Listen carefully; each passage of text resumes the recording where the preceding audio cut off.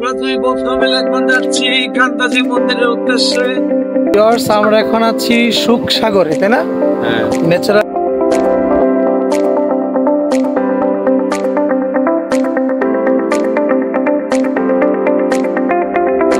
আমরা এখন আছি হাজী মোহাম্মদ দানেশ বিজ্ঞান ও প্রযুক্তি বিশ্ববিদ্যালয়ের সামনে। আসসালামু আলাইকুম ভিউয়ার্স, আশা করি সবাই ভালো আছেন। আমিও ভালো আছি। আজকে আপনাদেরকে দেখানোর চেষ্টা করব দিনাজপুর এলাকার বা দিনাজপুর শহরের আশেপাশে যে কিছু টুরিস্ট স্পট সেগুলো দেখানোর চেষ্টা করব। আমরা এখন এই মুহূর্তে আছি সুখসাগর ইকো পার্কে।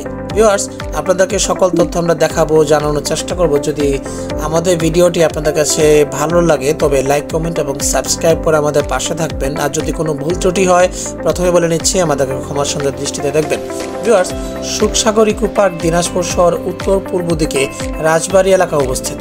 সুখসাগর আয়তন প্রায় 22.44 একর। বাংলাদেশ ট্যুরিস্ট বোর্ডের সুখসাগর ট্যুরিজম ইকো পার্ক নির্মাণ ও আধুনিকায়ন প্রকল্পের মাধ্যমে সুখসাগর এত আকর্ষণীয় হয়ে উঠেছে।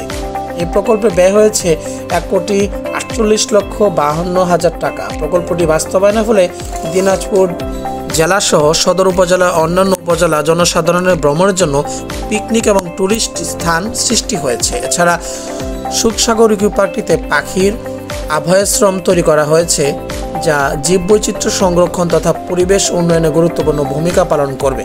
ভিউয়ার্স, আপনাদেরকে এই মুহূর্তে দেখাচ্ছি আমার বন্ধু রূপম। সে খুব মজা করতেছে এলাকাটায়, কারণ সকাল 8:30 তখন কোনো মানুষই ওইখানে ছিল না, সে আর আমি শুধু ছিলাম।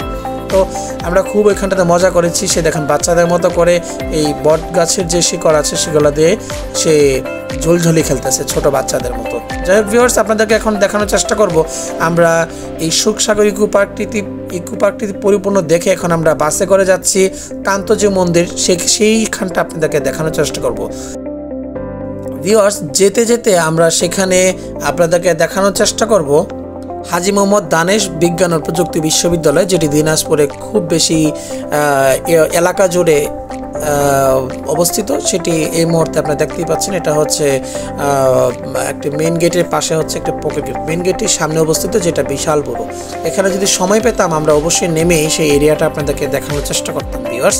তো যেতে যেতে বাস দিয়ে যেতে যেতে এই এরিয়াটাকে আমাদের ক্রস করতে অনেক বেশি সময় লাগতেছিল, যে কারণে মনে হলো যে এলাকাটা বিশাল পরিমাণ বড়, যা আগে আমরা লোকমুখে শুনেছিলাম।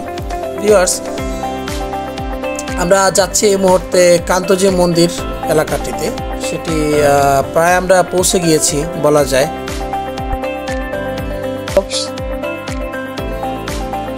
সারা রাত ঘুমাই নাই।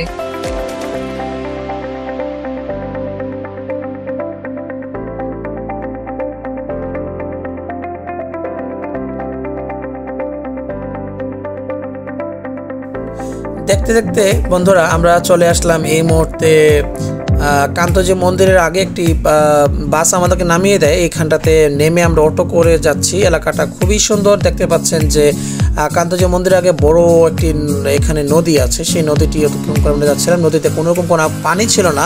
এই ইদানিং যে ঢাকায় এত পরিমাণ গরম যাচ্ছিল, সেই গরমের মধ্যে আমরা ট্যুর দেওয়ার জন্য বের হয়ে গিয়েছিলাম। আমরা দুই বন্ধু মিলে এখন যাচ্ছি কান্তাজি মন্দিরের উদ্দেশ্যে। পাশে শুধু ভুট্টা খেয়ে তার বসটা ভুট্টা খেতে চাই আমরা আড্ডা দিতাম, প্রেম করতাম না, তাই না? প্রেম করা ভাই, প্রেম করতাম না, ভুট্টা খেতে গিয়ে তো প্রেম করতে হবে। কি বলুন, ভুট্টা খেতে আসলে আমি সারা দেখে নাই। কান্তাজি একটা ওই জাদুঘর আছে, এটা হচ্ছে সেই জাদুঘর। খুব সুন্দর এলাকাটা। আসলে আমাদের টার্গেট করা ছিল আমরা কোথায় কোথায় যাব, তো সেই টার্গেট গুলো আগে ফিল আপ করে তারপরে আসলে আমরা এক্সট্রা কিছু করতে ভাববো। আসলে ভাবতে পারবো না, কারণ এখানে আমরা টাইমিং মিলাতে পারবো না, তাই না? কারণ আমাদের টাইমিং হবে না। আমাদের টাইম শিডিউল সবকিছু একদম ঘড়িতে একদম মাপা, যেখানে আমরা চাইলে এক্সট্রা কিছু করতে পারবো না। আমরা এরকম একটি সময়ে এই দিনাজপুর এলাকাটাতে আসি যে এই সময়টাতে লিচুর সময় ছিল, তবে লিচুগুলা বড় হইতে সময় লাগবে। শুনলাম যে আরও 15 থেকে 20 দিন। যদি 20 দিন পরে আসতাম তবে মনে হয় আমরা এখানটাতে অনেক বেশি পরিমাণ লিচু নিয়ে যেতে পারতাম, খেতে পারতাম। দেখলাম যে এত পরিমাণ এখানে গাছে লিচু ধরে, মাশাল্লাহ, অনেক অনেক অনেক ভালো, যে আমরা আসলে আমাদের সাধারণত আমাদের এলাকায় হয় না। তো আমি দুষ্টমি করে একটি লিচু ছিঁড়ে ফেললাম, একটু খারাপ লাগতেছিল। তারপরেও ভিউয়ার্স, আমরা এখন এই মুহূর্তে আছি হচ্ছে আপনার কান্তজি মন্দিরের পাশেই বটতলাতে। বিশাল পরিমাণ 2-3টা বট গাছ এখানে আছে, যা এই এরিয়াটাকে পুরোটাকে ঘিরে একদম ছায়া দিচ্ছে। তো মন্দিরে ঢোকার আগে আপনারা এখানে পাবেন সিঁদুর, বিভিন্ন রকম শিব কি বলে এগুলা, শিব মূর্তি বা এই টাইপের আগরবাতি। এগুলো অনেকজন যারা হিন্দু ধর্ম অবলম্বী আছেন তারা এগুলা নিয়ে ভিতরে যান। মনে হয় এগুলো দিয়ে কী করেন আসলে আমাদের জানা নেই। তবে এখানে কিছু ছবি বিক্রি করতেছিলেন এক মুরব্বী, ওনাকে জিজ্ঞাসা করলাম এই ছবিগুলোকে মানুষ নেয়? বলে হ্যাঁ, এই ছবিগুলো নিয়ে অনেকজন সেই এলাকার যে স্মৃতি এটাকে মনে রাখার চেষ্টা করেন। এখানে একজন খালা ছিলেন, সেই খালাকেও আমরা জিজ্ঞাসা করলাম যে পাশে একটি বট গাছ আছে, সেই বট গাছে অনেকজন দেখলাম যে সিঁদুর লাগিয়ে কি আমরা বলি না যে আমরা মোনাজাত করি, ওনারা মনে হয় হিন্দু ধর্মাবলম্বী যারা আছে তারা মনে হয় এই গাছে মনে হয় সিঁদুর দিয়ে অনেক টাইপের এই কী বলে উপরওয়ালা গাছে সৃষ্টিকর্তার কাছে কিছু চাওয়া পাওয়া হয়। এটি হচ্ছে সে একটি এটা একটা বেল গাছ, এটা বট গাছ না, দুঃখিত, তারপরে আমি আসলে ভুলে গিয়েছিলাম। তো বলতে বলতে আমরা মূল ফটকের কাছেই চলে এসেছি। আপনাদেরকে এখন এই মুহূর্তে গেটের সামনে আছি, গেটের সামনে এসে ছবি তোলার জন্য দাঁড়ায় আছে, বলতেছে ছবি তোলা আমাকে। তো এটা হচ্ছে ভিতরকার পরিবেশ। ভিতরটা এটা মোবাইলে ক্যামেরাতে খুব ছোট দেখা যায়, তবে এরিয়াটা ছিল বিশাল বড় এবং এই ভবনটাও ছিল, এটা যে কান্তজি মন্দির এলাকাটা, এই মন্দিরটাও ছিল বিশাল পরিমাণ বড়। তো ভিউয়ার্স, কান্তজি মন্দির বা কান্তজিও মন্দির, আবার কেউ কেউ বলে কান্তনগর মন্দির, বাংলাদেশের দিনাজপুর জেলা অবস্থিত এটি মধ্যযুগীয় হিন্দু মন্দির। মহারাজা প্রাণনাথ রায় মন্দিরটি শ্রীকৃষ্ণ ও তার স্ত্রীকে উৎসর্গ করে নির্মাণ করেন। এটির নির্মাণ 1704 খ্রিস্টাব্দে শুরু হয় এবং 1752 খ্রিস্টাব্দে তার পুত্র রাজা রামনাথ রায়ের রাজত্বকালে শেষ হয়। মন্দিরটির নবরত্ন বা 9 শিখর ছিল, কিন্তু 1897 সালে সংঘটিত একটি ভূমিকম্পে সবগুলি ধ্বংস হয়ে যায়। এ মন্দির বাংলাদেশের সর্বোৎকৃষ্ট টেরাকোটা শিল্পের নিদর্শন রয়েছে। পৌরাণিক কাহিনী সমৃদ্ধ পোড়ামাটির অলঙ্করণে দেয়ালে গায়ে ফুটিয়ে তোলা হয়েছে, যেটি আপনারা এই মুহূর্তে দেখতে পাচ্ছেন। মন্দিরের প্রত্যেকটি পিলার এবং প্রত্যেকটি দেয়ালে এখানকার যে পুরনো স্মৃতি যা আছে তা যে এখানকার যারা শিল্পী আছে তারা খুব সুন্দরভাবে ফুটিয়ে তোলার চেষ্টা করেছে। এরিয়াটা ছিল বিশাল বড়, এখানে মোমবাতি, আগরবাতি, সিঁদুর, তারপর হাতে রাখি বাঁধে ওই টাইপের কিছু সোতা ছিল।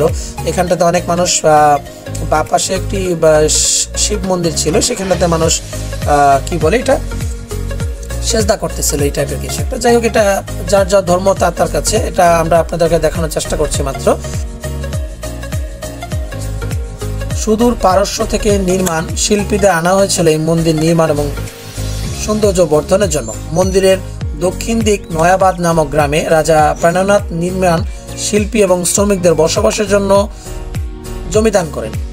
এই শ্রমিকদের বেশিরভাগই ছিলেন ইসলাম ধর্মের, তাই ধর্মীয় প্রার্থনা পালনের জন্য তারা নয়াবাদ মসজিদ নির্মাণ করেন, যা একই এলাকার আরেকটি প্রত্নতান্ত্রিক নিদর্শন হিসেবে খ্যাতি অর্জন করেন, যেটি আপনাদেরকে অন্য একটি ভিডিওর মাধ্যমে দেখানোর চেষ্টা করবো ভিউয়ার্স, কারণ একই ভিডিওতে এত কিছু দেখানো সম্ভব হয় না। ভিউয়ার্স, প্রতি বছর শীতের শুরুতে মন্দির প্রাঙ্গণে 1 মাসব্যাপী রাসমেলা অনুষ্ঠিত হয়, যেটিতে আমরা পরবর্তী সময় আমরা আসার চেষ্টা করব। জানা যায় মহারাজ রামনাথ রায়ের সময়কাল থেকেই এই রাসমেলা অনুষ্ঠিত হয়ে আসছে। মেলা চলাকালীন সময় অনেক তীর্থযাত্রী ভারত ও বাংলাদেশের বিভিন্ন অঞ্চল থেকে মন্দিরে তীর্থযাত্রা করেন, যেটিতে এখানে অনেক মানুষ জড়ো হয়।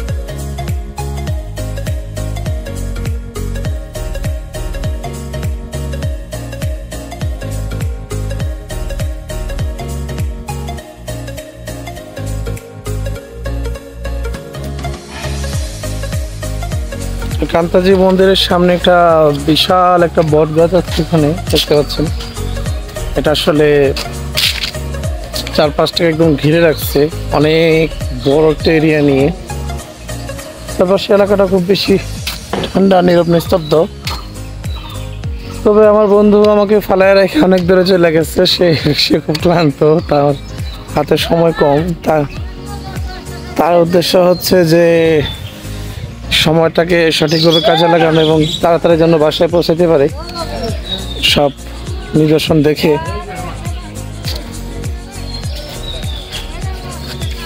যদি দেখতে পাচ্ছেন আমার জন্য সে অপেক্ষা করতেছে।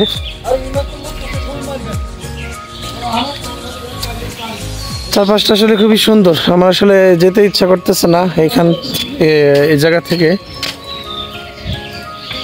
আজকের ভিডিও এই পর্যন্ত ছিল ভিউয়ার্স। যদি ভালো লাগে তবে আমাদের পাশে থাকবেন এবং আমাদের কমেন্টের মাধ্যমে জানিয়ে দিবেন ভিডিওটা কেমন হয়েছে, এবং লাইক, কমেন্ট এবং সাবস্ক্রাইব করতে ভুলবেন না।